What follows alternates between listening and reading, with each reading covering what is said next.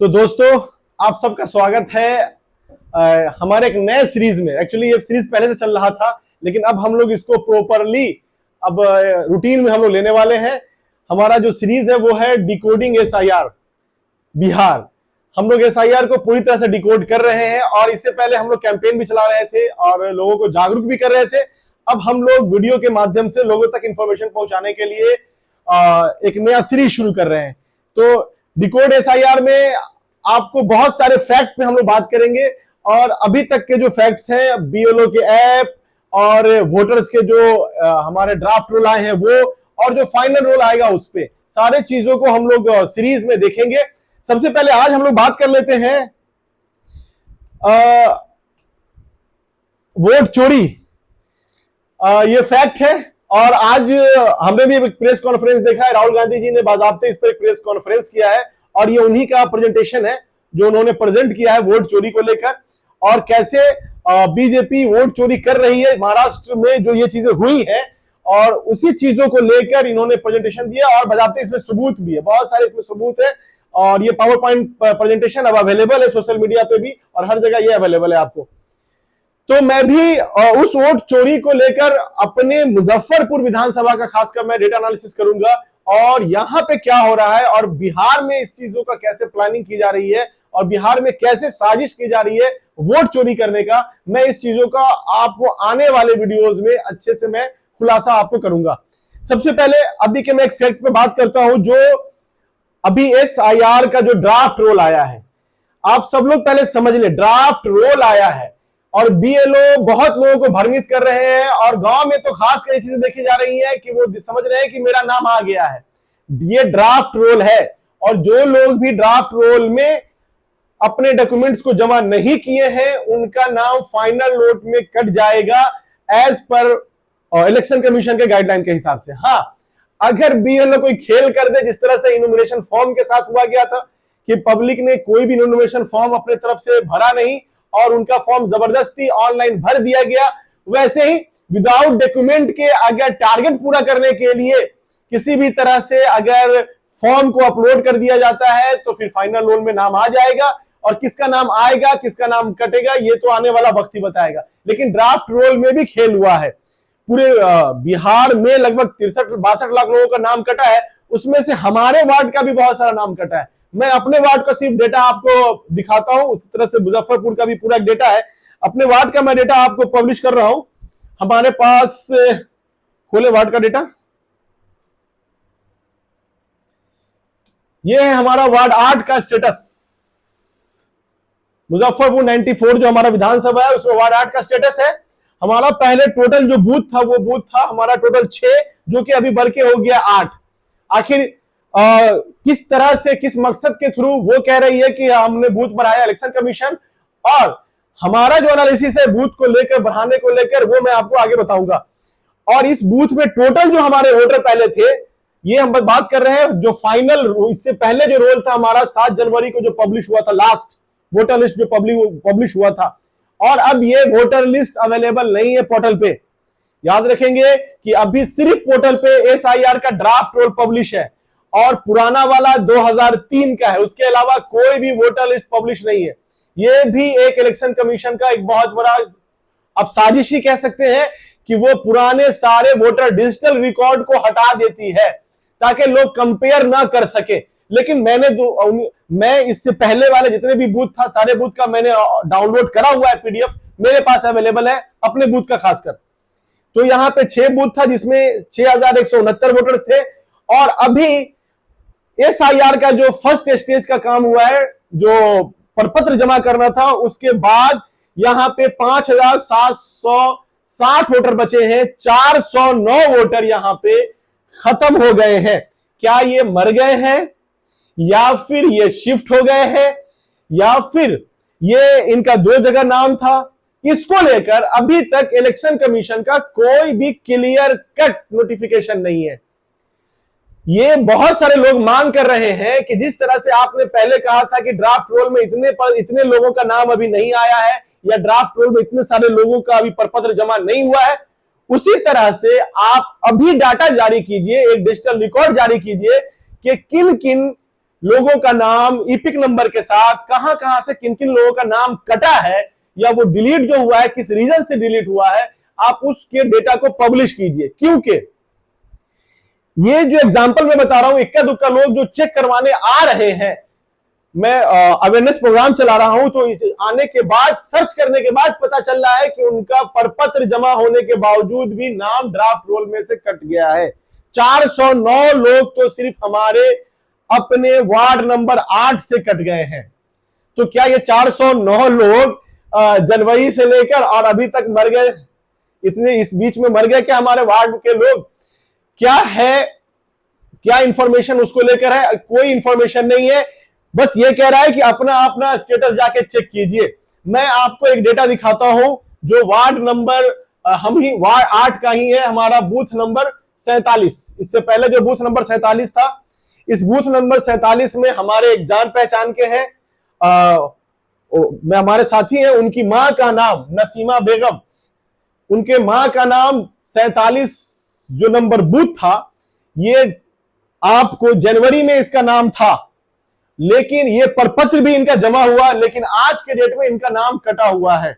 आप जब इसको जाकर सर्च करेंगे इनका इपिक नंबर डाल के, तो यहां पर लिखेगा कि इनका इनोमिनेशन फॉर्म नहीं जमा होने की वजह से नाम कट गया है। मैं आपको सर्च करता हूं इनका, आप कॉपी कर ले, या GSB 2328 जल्दी करें, GSB 2382 224। चलिए यहां पे हम लोग सर्च करते हैं, आप लोग भी अपना अपना सर्च कर ले।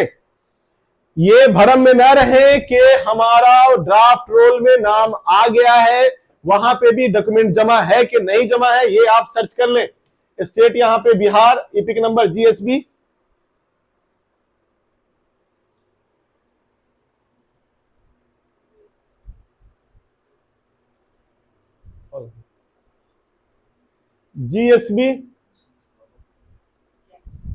ओके। चलिए कैप्चा हम डालते हैं, कैपिटल स्मॉल कीजिए इसको।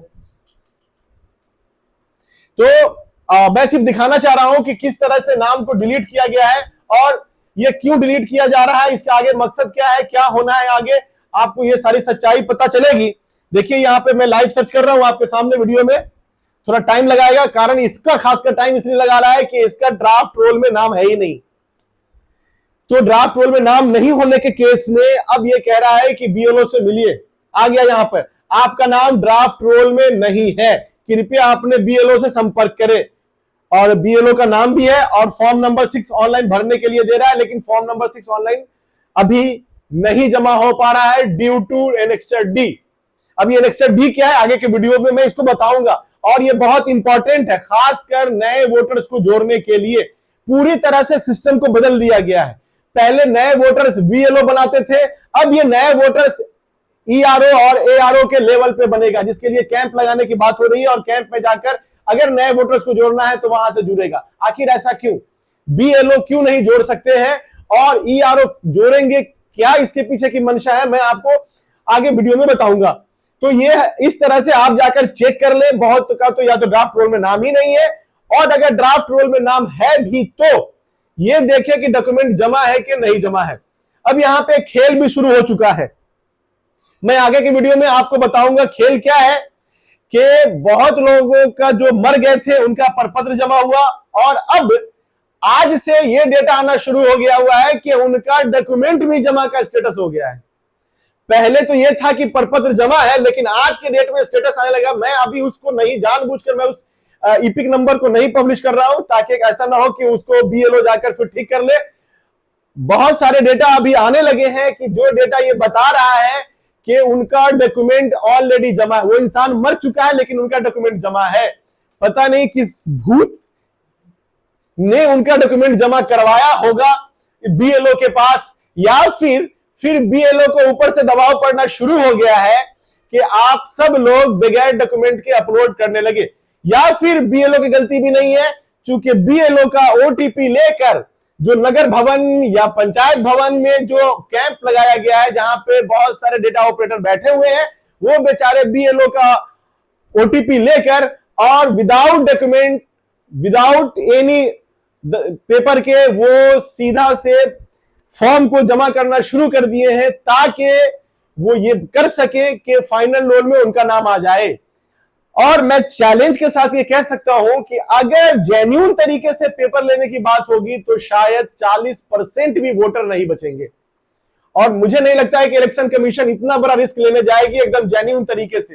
तो फिर यहां पे जो लोग मेहनत करके पेपर जमा कर रहे हैं और जो लोग आराम से खामोशी से आधार लगाकर या विदाउट पेपर या प्रपत्र भी उन्होंने जमा नहीं किया और उनका फाइनल रोल में नाम आ जाएगा, तो ये दोनों के बीच में आप किस तरह से डिफरेंस कर पाएंगे? या फिर जो लोग मेहनत कर रहे हैं वो तो शायद बेवकूफी बन रहे हैं, और या फिर इतने बड़े एक्सरसाइज का क्या मतलब बनता है?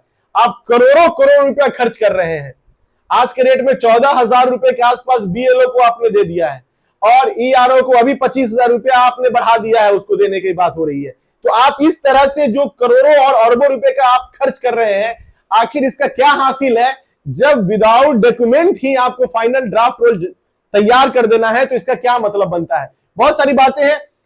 तो यहां पे ये बात समझने की है कि आखिर इस टाइम में इलेक्शन कमीशन ने ये चीजें क्यों की।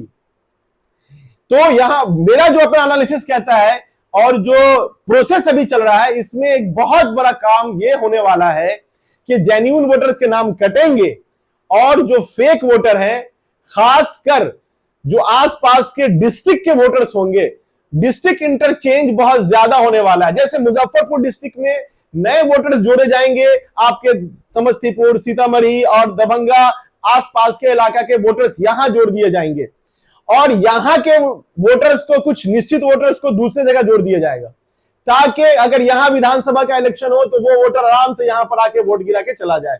फिर दूसरे डिस्ट्रिक्ट में अगर वोट होगा तो यहां से वहां चला जाए।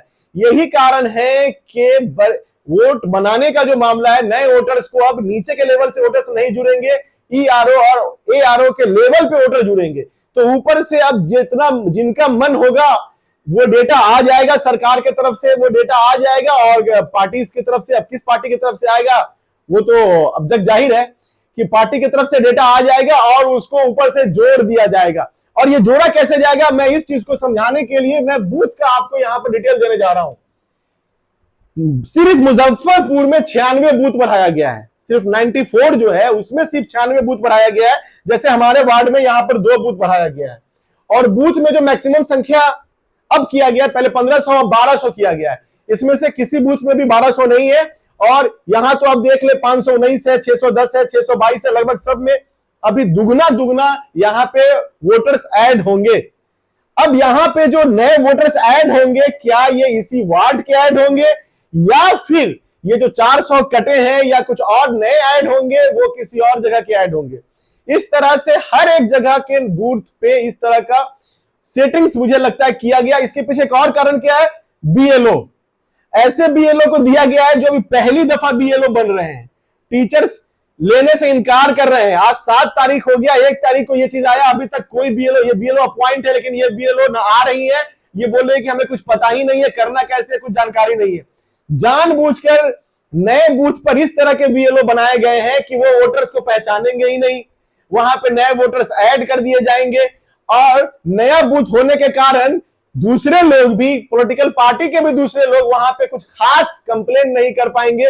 उनको खुद अंदाज नहीं होगा नए बूथ को लेकर कि क्या यहाँ पर कौन वोटर है कौन वोटर नहीं है। तो बहुत ही बारीकी से यहाँ पे काम किया जा रहा है और बहुत प्लानिंग के थ्रू काम किया जा रहा है, क्योंकि मैं इस चीजों को, जो डिकोड और एसआईआर हमारा प्रोग्राम चल रहा है, मैं और भी दूसरे एग्जाम्पल के साथ मैं आपको बीएलओ के ऐप के एग्जाम्पल से और भी दूसरे ऐसे बहुत सारे पैरामीटर्स है जो पैरामीटर्स ये साबित करेंगे कि ये एसआईआर कहीं ना कहीं गलत मंशा से लाई गई है और इसके पीछे की मंशा क्या है, हम लोग इसी को लेकर और अगला सीरीज करेंगे।